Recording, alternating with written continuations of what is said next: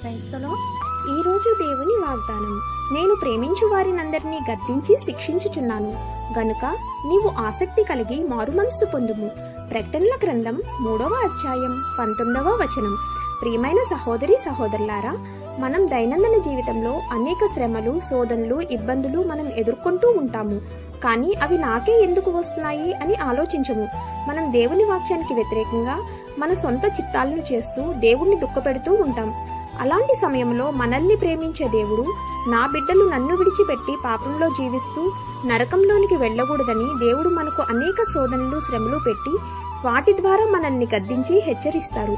అప్పుడు మనము మనకి వచ్చిన శ్రమలను, శోధనలను తట్టుకోలేక కన్నీటితో ప్రార్థన చేసి మన పాపములను విడిచిపెట్టి మారు మనసు పొందుతాము.